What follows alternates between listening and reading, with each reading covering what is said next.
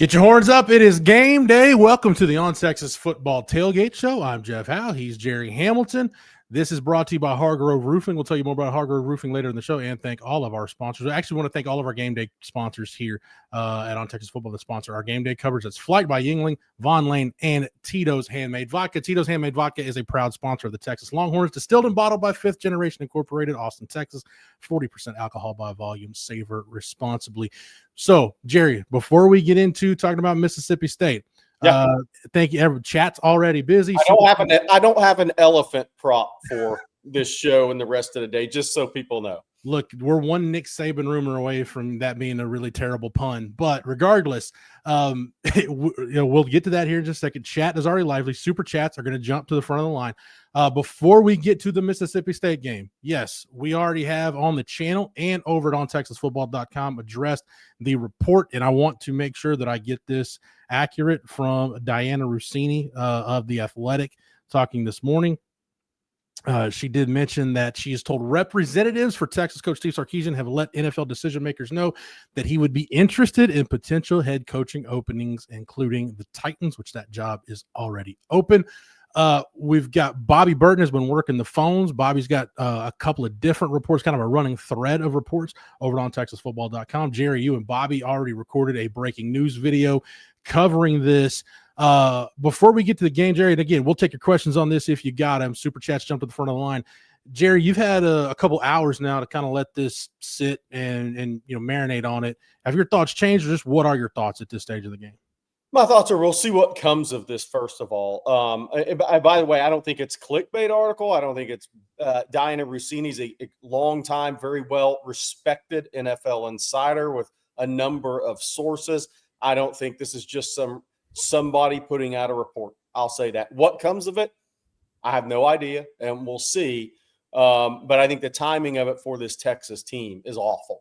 And we'll see how they respond. But it just adds another twist to this game day for the Texas Longhorns that when I woke up I stayed in bed. I was awake, but I didn't actually get out of bed till like 6:15 this morning. I never would have thought Bobby and I would have made a video about this morning on game day. Yeah, it's and again, Cisco Diaz, for those of you just joining, we're addressing the report from Diana Rossini of The Athletic that Sark's representatives have apparently let it be known that he would be interested in potential NFL head coaching openings. Jerry, I'm with you. That's really the main reaction I've had through all of this. We can get into the rumor and innuendo and the angle and what does this mean, but it is really disappointing for this to come out the morning, Jerry, of a game that you really need to win given what's ahead on your schedule. Like this is, every game is a must win when you're the head coach of Texas, but I'll go back to what I said before. Kentucky, if you lose this game, this probably isn't going to be your last loss this year. No chance. Look, if you got to show some signs of life and understand who you are as a team, I think the return we're going to get into, the return of CJ Baxter, maybe the return of the interior run game in terms of the hard-headedness to run the football inside, because all the teams that have been successful running the ball on Mississippi State have done it in between those tackles for the most part. And that has to be a part of this. I've circled 125 rushing yards for Texas today is my goal, because that means you're moving the chains. That means you're probably making a trip or two or three in the red zone area, and it means your defense isn't on the field for 80-plus snaps today, because Mississippi State's going to – if they watch and they'll do it different because they throw it down the field because they have so much speed at receiver, but they will want to possess the football. And I know they're running 5.5 more plays this year versus last year, but that doesn't mean they will today. That means the game plan today is, let's run the football, move the chains, maybe get us some explosives over the top, but possess this football and put all that pressure on the Texas offense in maybe a little bit lower possession game. But, what it does today is, we'll see how the guys respond. But I was going in as the weeks progressed with the news of CJ Baxter, unless there's a setback in warmups today. I've just felt better because I think Texas was in a position to – last week was an embarrassing performance offensively. It led to some embarrassment and some hard conversations. But I think that set them up to come out with some fire, kind of like the Oklahoma game, even though that was a rivalry game after Florida. I thought the setup was very much the same. You could say, man, let's go. Let's rebound. Let's go take the fight to these guys. Let's win this road game, and let's get back to Austin for the stretch run when Diego Pavi and Vanderbilt comes into town. So I'm interested to see if this throws off anything with this Texas team. But I'd gotten more confident as the week had gone on in this game. No doubt. Actually, Jerry, let's go ahead and take a look at the injury report for Texas for this game. We'll get one about an hour and a half before kickoff. CJ Baxter's name being off of the injury report is great news for Texas. The guys that are out, no surprise. Aaron Butler, we knew Michael Taft was out following the thumb surgery. Cole Hudson also going to miss this game.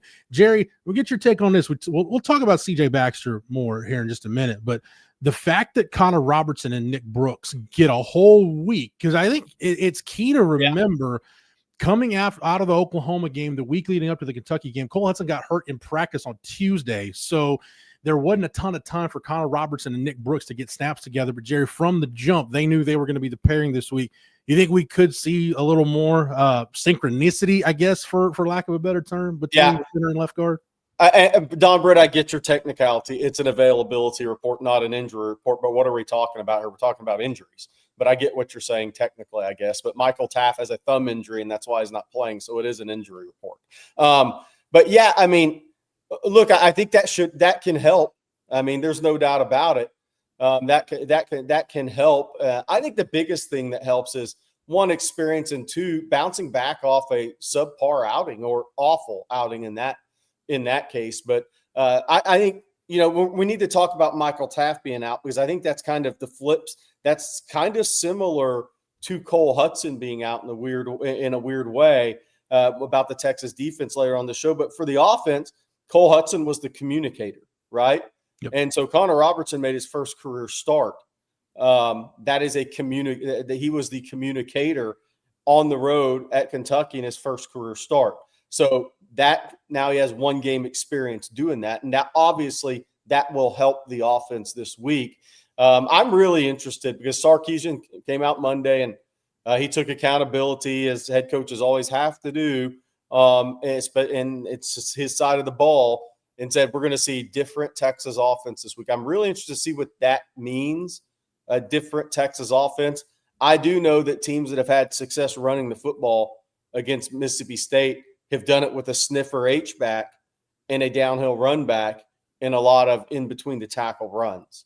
And can you make that change quickly and bring that to the field, Jeff, is the question. But I think every outing that Brooks is going to get a little better as he gets experience. I think every outing Connor Robertson will be better than the last as he gets some more experience. I thought he might have been more ahead last week than I was wrong on that. I thought he had been in the program a long time. He'd be a little more ahead because he came in against Oklahoma and played well when Jake Majors got hurt a couple of years ago. I thought he might have played a little better than he did last week, but I do expect to see improvement there.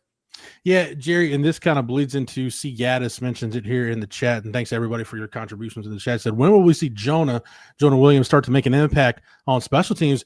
Jerry, I think you could see that today because Derek Williams and Jelani McDonald, not to say that you're going to keep those guys away from special teams, but you need all the safety depth that you can get. So it might be an opportunity for Zealous Hicks and Jonah Williams to get more opportunities in the kicking game. Xavier Filsaime coming back off an injury. Yeah. I think you'll see him today a little bit. But, Jerry, the thing with Michael Taft being out, we talked about it on the channel all week. You don't have any other alternatives other than just to give the wristband or whatever it is to Jelani McDonald and say, hey, it's on you, big dog, and he gets to be the communicator. And I think this is where – those summer exercises, the camp exercises of, hey, Michael Taft can't talk today. It's all got to be Jelani McDonald, and getting him ready for the role he was going to assume in 2026.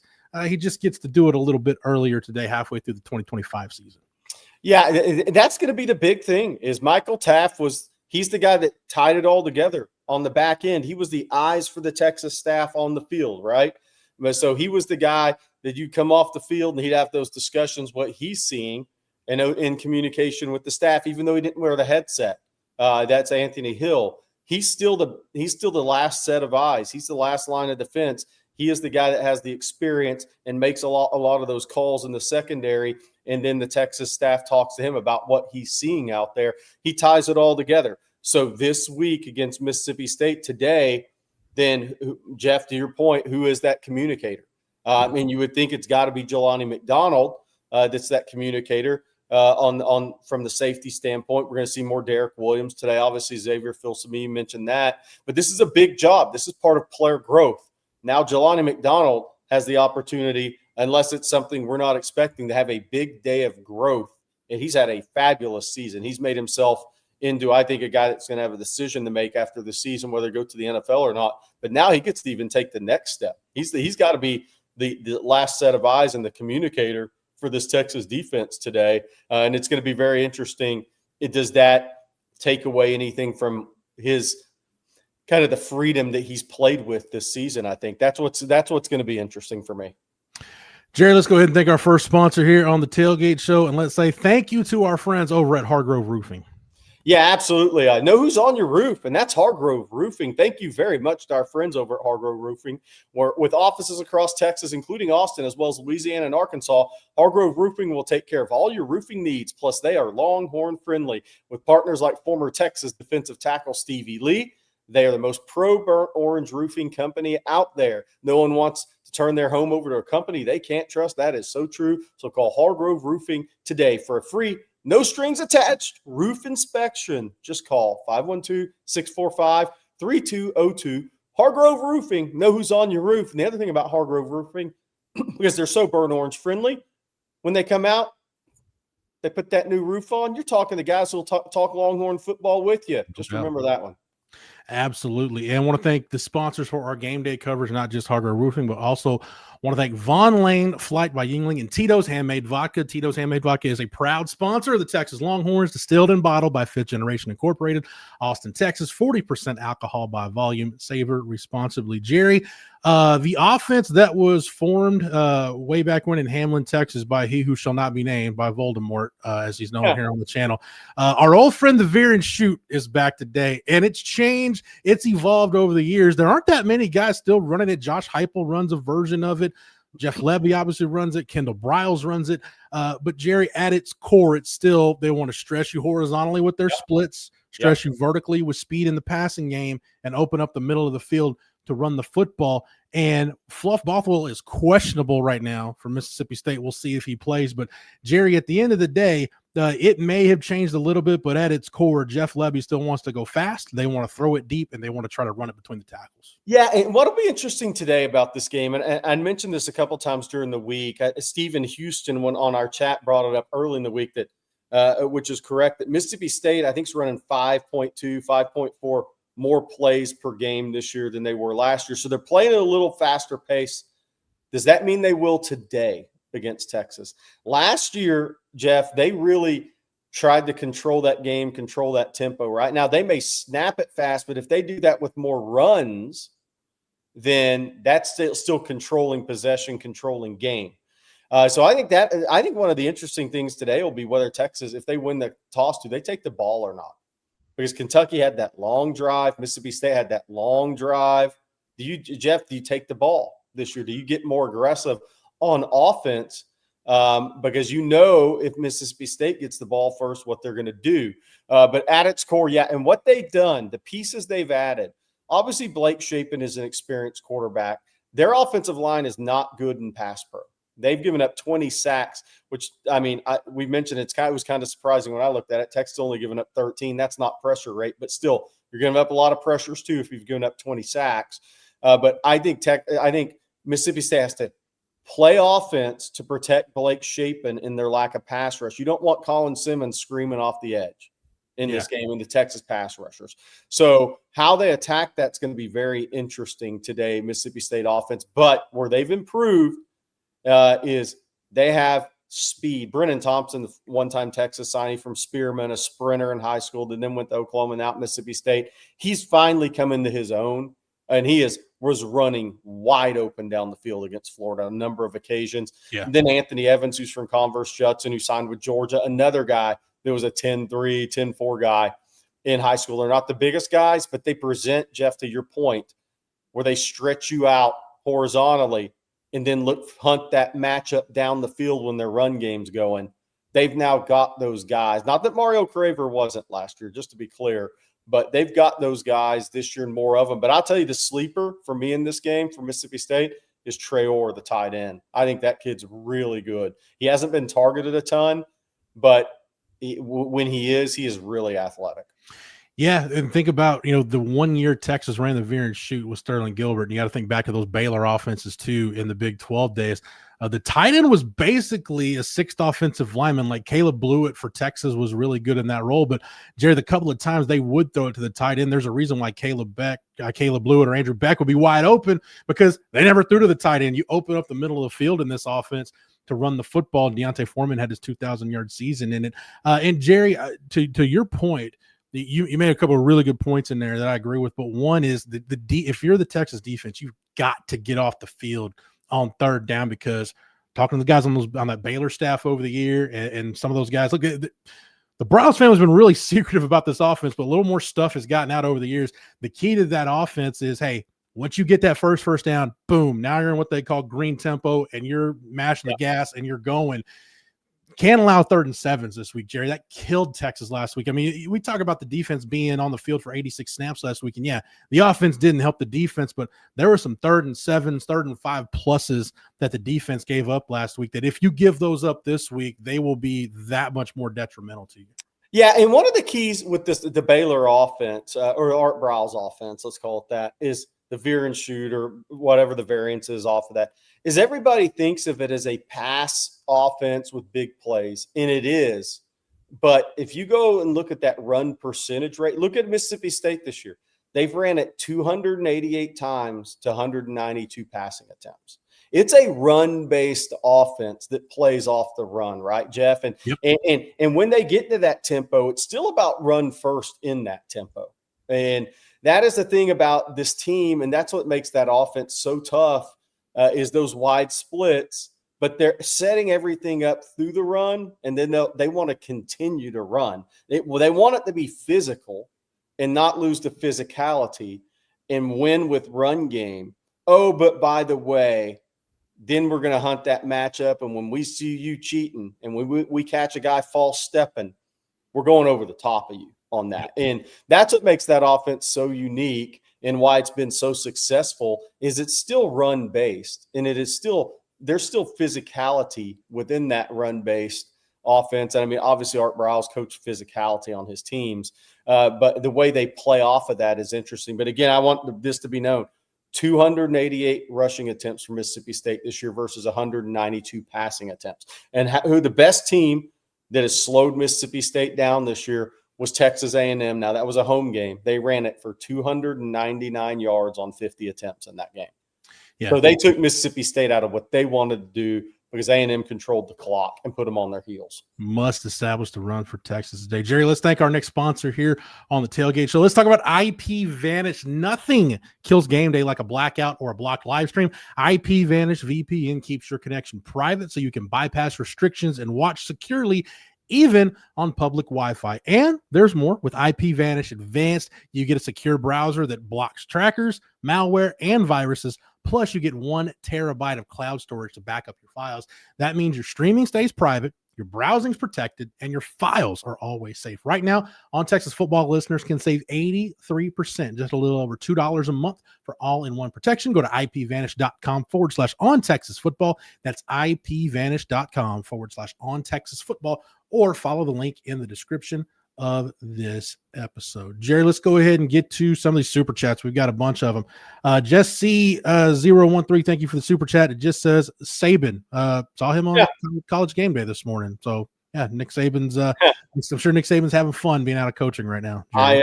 If I was Nick Saban, I would not come back to this college football NIL mess right now. He can play whatever golf course he wants and gets paid millions to talk about it. But that's just me. We'll get back to the super chats here in just a second, but CJ Vogel joining us live from Stark Vegas. CJ, what's the vibe in Starkville right now? What are people talking about, CJ? Well, we're jamming right now, so you can hear it in the back. But no, some interesting headlines this morning. It's speculated around here in Mississippi State as well. They're eager to see what Texas shows up today? Is it the one that we saw in Lexington? Is it the one that we saw in the second half of the Cotton Bowl? All together, it's an unknown. Yeah, CJ, what's your thoughts on Michael Taft being out for this game as we get to the game? Well, actually, I want to get your take on which one you think is more impactful for Texas today, Michael Taft being out or CJ Baxter coming back from the hamstring injury. I think it's Michael Taft being out. Look, it's great to have Baxter back. We talked about the inside run game, but you still have a bad offensive line. You still have to have those guys up front provide for you, whereas Michael Taft was the provider, right? He was your communicator in the back end against a team that has a lot of speed. Communication is so key, and Texas has been so good over the last 3 years in terms of not having coverage busts. Without Michael Taft on the road, I'm uneasy about who that communicator will be. CJ, what are your thoughts on the Sark situation? Jerry and I have talked about it. Jerry and Bobby did a video on it this morning. Obviously, we're a lot of talk about it over on the On Texas Football message board. The chat's buzzing about it. Just your thoughts on that Diana Rossini report that got out this morning. And I want to add this, CJ. I mean, obviously, you're running into people talking, and you're talking to people. Is that what people are talking about most? No, it absolutely is. This is what everybody has been talking about today is the Sarkisian news. And to me, this is an agent taking out for his client saying, hey, I've seen all the noise about the play caller. If y'all don't feel like y'all are appreciating the guy, hey, he can get up and leave and see where you want to be after that. We've seen what Texas has looked like the last 10 years with coaching turnover and changes. This is a good thing right now, Texas fans. Don't take it for granted. I think that's all this is. All right, CJ, any final thoughts before we let you go and get settled in the press box there at Davis Wade Stadium? The cowbells are rolling, man. I've been walking around, tailgates. They're clattering, they're clanging. It's been fun. So, just what type of Texas shows up? There might be some coaching changes in terms of personnel. We'll have some of that confirmed before the game, but we'll see. I think this is a game where Texas is far and away the more desperate team. And that normally plays well when you're on the road. All right. You can catch him on the Twitter machine over at ontexasfootball.com. Obviously, after the game, he is in Starkville. CJ Vogel. CJ, enjoy the game, and we'll chop it up afterwards.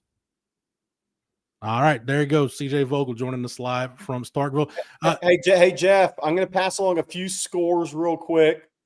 Please do. Ole Miss 15-10 over Oklahoma, driving at the OU 39 at the 2-minute timeout.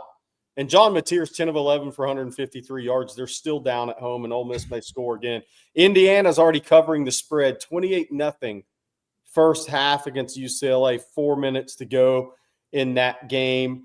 So just a couple of early scores there of note. Jerry, we'll get back to the super chats here in just a second, but before we do that, one more time, let everybody know about our wonderful lead sponsor for the Tailgate Show. That's our friends over at Hargrove Roofing. Thank you very much to our friends at Hargrove Roofing. We had a great time with them doing a live show again this year with offices across Texas, including Austin, as well as Louisiana and Arkansas. By the way, they're expanding too. This company's growing and expanding to different areas. Hargrove Roofing will take care of all your roofing needs. Plus, they are extremely Longhorn friendly. With partners like former defensive tackle Stevie Lee, they're the most pro-burnt orange roofing company out there. No one wants to turn their home over to a company they can't trust. So call Hargrove today for a free, no strings attached roof inspection. Just call 512-645-3202. Hargrove Roofing, know who's on your roof. All right, Jerry, obviously we've got a couple of super chats about this Sark situation. Let's do it. But let's go. Actually, there's a couple in that were before that. So let's get to this. Jonah Williams, enthusiast, thank you for the super chat. Says, if we see Jonah on the field today, I'll make Jerry eating mayo corn dogs look like child's play. Jerry, I don't know if that includes special teams, though.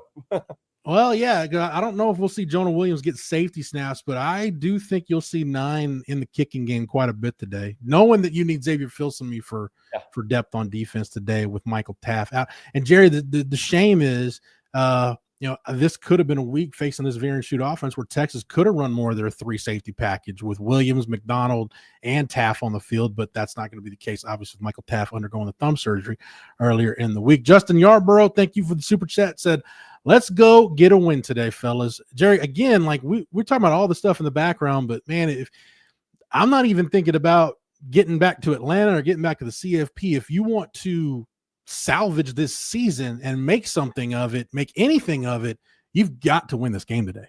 Well, even with this report out, and air quotes for the podcast, I mean, I think Diana Rousseau is incredibly talented. Her longevity, she's not putting out BS. I just want to put that out there.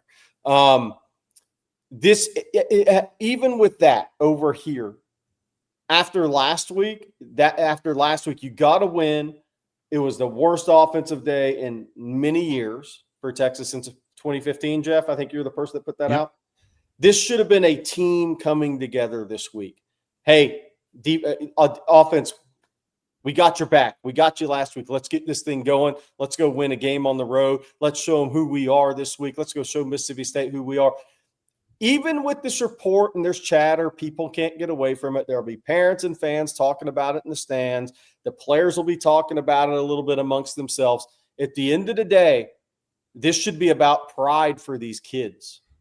Offense should be about pride this week. And I know it takes more than pride. And we're definitely not talking about hope here. But this should be a team of guys, if they like each other, if they want to play for the common goal, that pick each other up after last week and bring this thing a little bit closer to where you want it to be, your next opportunity. That is what happened from Florida to Oklahoma game. And I know it was a rivalry game and everybody's up for Oklahoma, even if you didn't grow up in Texas, once you feel that rivalry, and especially a week after somebody pushes you around physically for most of the game. But the same thing somewhat happened last week. So this should be one of those games where if you have to be able to block out the noise, because this noise started this morning, and you should all be playing for the common goal. And the common goal is to get the 6-2, and then let's welcome Diego Pavia into Austin a week from today. That's the goal, and I do think this team will come out with an inspired effort. If they don't, you kind of wonder if this report this morning had something to do with it, because everything's set up for this team to come out and play a better game than last week, especially offensively. No doubt, Jerry. Sean, thank you for the super chat. Says usually NFL teams try to poach college coaches from schools, but Sark is actively looking for NFL jobs. This is very troubling and not good. Jerry, the report isn't suggesting that Sark is actively looking for jobs. It's just his representation has put out feelers that he would be interested in potential head coaching openings. So I don't, this isn't Sark getting on the phone with NFL ownership and, pandering for a job. So I think, look, this is exactly why. And, I'm not picking on Sean. I'm not picking on you for the question at all. I'm just saying this is why this doesn't do anybody any good for this to get out on a game day, because you can't do anything but overreact, because we don't know what the angle is. We don't know what the situation is. There's no time for anybody to diffuse it, Jerry. It's just out there, and we're left to do with it whatever we will. Yeah. Yeah. And again, one thing I want to say about this report is it'd be one thing if she just came out and said, yeah, I'm hearing that Sark could be interested in the NFL. She's saying representatives. And if anybody doesn't understand who representatives are, I don't know what to say. Representatives of Steve Sarkisian have informed NFL teams he'd be interested in potential openings. That's not somebody just saying, hey, I've heard this on the street. And that's a little deeper than that. So I want to put that out there. Yeah. Do you still have, if you're Sark, you still have plausible deniability, Jerry? Even though everybody, we're all getting smarter. General public, we're all getting smarter to know like who puts these kinds of rumors out there. Yeah. It's going to be interesting because win or lose today, one of the first 2 or 3 questions, and probably number one asked of Steve Sarkisian, is to comment on this report. Has to be.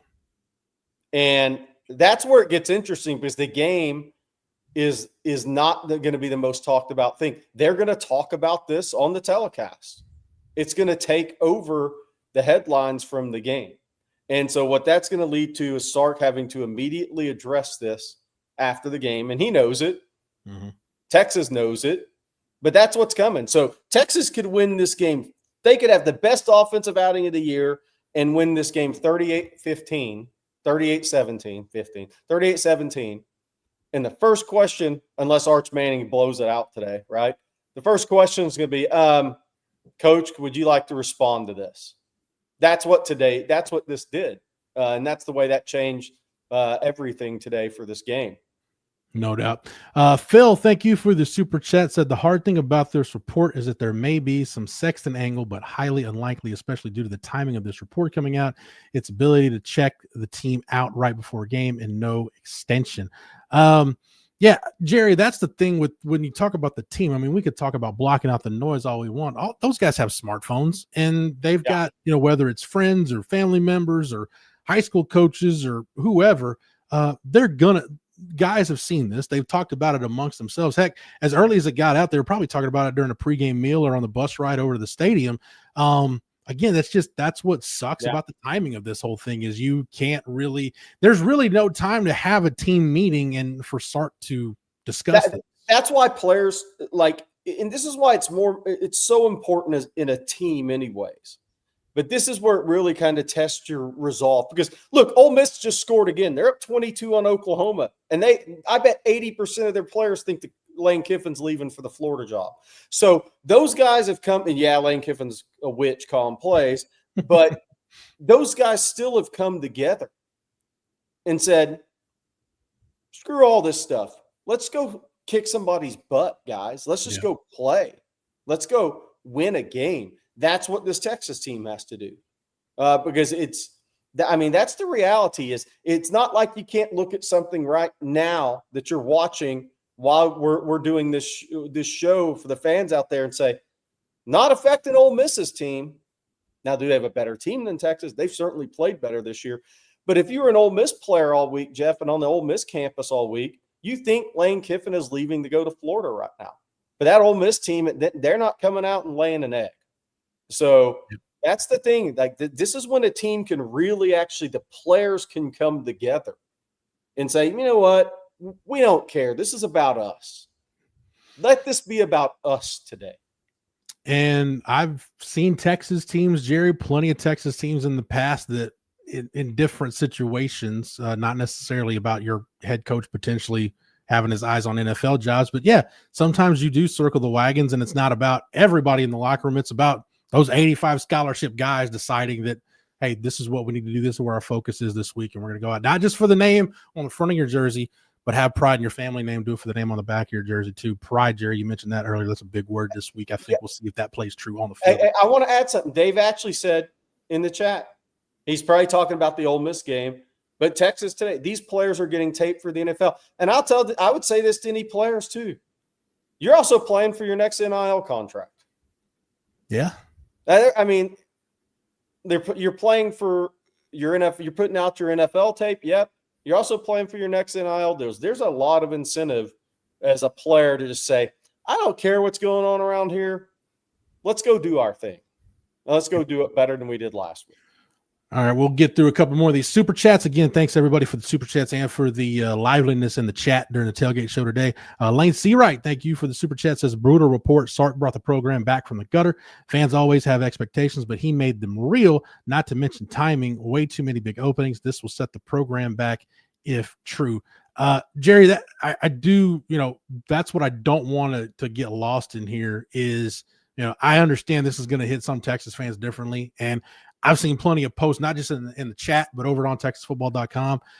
People talking about, hey, I've lost respect for Sark from this. This is, I can't believe you'd have this happen in the middle of the season. But Sark did bring the program back from a pretty dark place. Yes. And Texas has been in the college football playoff semifinals each of the last 2 years. So no matter what happens, regardless of how this ends, the Texas program is in an infinitely better position now than when Sark took the job. A great job for this university, Jeff, and he is again, and I'm not saying he's leaving, I'm just saying saying he's done a great job. He got Texas to 2 national semifinals in a row, and it was a really rough stretch.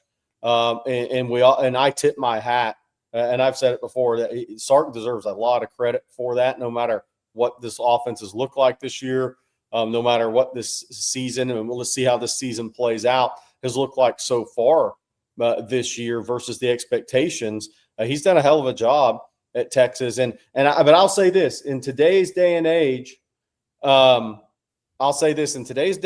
college football, I'm not sure I agree with everybody. This will set the program back if he leaves. I'm not sure I agree with that.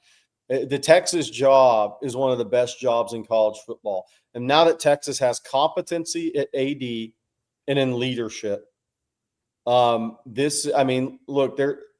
there's a reason CDC can go get the best coaches in the country to take this job, his jobs.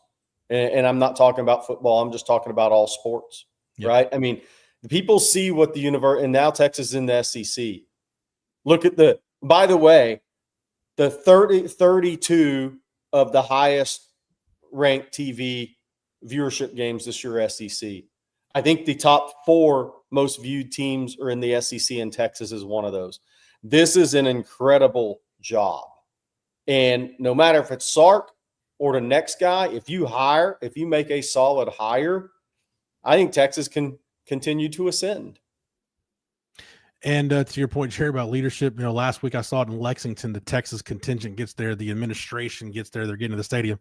Kevin Eltife, the chairman of the Assistant Board of Regents, right there, chief among everybody. So, yeah, whoever the head football coach is at Texas will have support from the top down at an administrative level. Thomas Quinn, thank you for the super chat. Said Dan Lanning and Will Stein can't get here soon enough. Jerry, I want to ask you this, though, about Will Stein, because it's interesting when you look at the volatility in the group of 6 conferences now. If you're a guy like Will Stein, you're a power conference coordinator, do you take the G5 head coaching route, or do you stay a coordinator until that ideal power conference job comes available? That is the tough call, because think about, okay, I'm just going to throw this one out. And not that Will Stein wouldn't get a little bit better job, but think about Major Applewhite, who everybody's a fan of, or most people, at South Alabama right now. He had Fluff Bothwell and Gio Lopez, and he lost them both to the portal. Yeah. And you cannot replace Fluff Bothwell. I mean, that guy, look what he's doing at Mississippi State, and he even missed the Florida game and part of the A&M game. I mean, those jobs are really difficult, because if you do a great job in evaluation, those guys are going to get ripped from you. And those jobs are really tough. So if I'm a high-level OC in college football right now, I mean, look, if G.J. Kinney got a job, is Texas State a better job than South Alabama? Absolutely it is. But you're still up against it a little bit, because now with rev share, does it make it easier to maybe hold on to 2 or 3 guys? It does. I think that's 100% true. But those are still really difficult jobs where I think the future of college football is at. The problem, though, if you're Will Stein, is if you finish 3rd or 4th for, let's say, an Oklahoma State job and another opening that happens, then you're going to start to say, okay, well, how long till I finish 1st? And what happens if we have a little downturn with me calling plays at Oregon? So that's where those guys kind of get in the box, and they have to make the decision.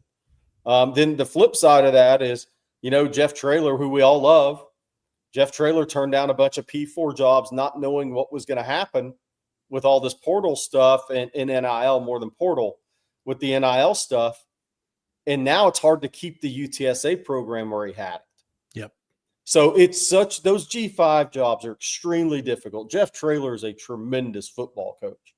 He is not in a really good spot due to NIL at the G5 level. No doubt. Buddy Pal, Chief Big Guy, thank you for the super chats. Fan base went from Sark's ego will end us to Sark might leave us in a 150 character tweet. Jerry, life comes at you fast in college football these days. Yeah. Proud. Rick Barnes' favorite saying, Jeff, was what we covered him all those years. Proud peacock today, feather duster tomorrow. Daryl, thank you for the super chat. Said, if you're Arch, how in the world can you lock in today at this point? I mean, this is it's one more thing on top of a lot of things, Jerry, that have piled up on Arch. I think the big thing is, man, just kind of keep doing what you're doing. If he's, away from social media and is blocking it out as best he can, that's really all he can do at this point. Yeah. I mean, look, if you're Arch, I don't even think this affects him.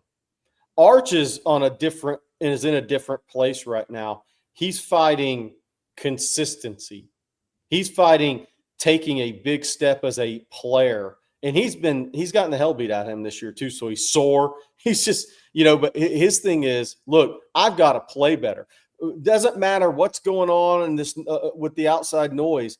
I have to play a lot better than I did last week. I can't miss jack injuries on that throw today that I did last week.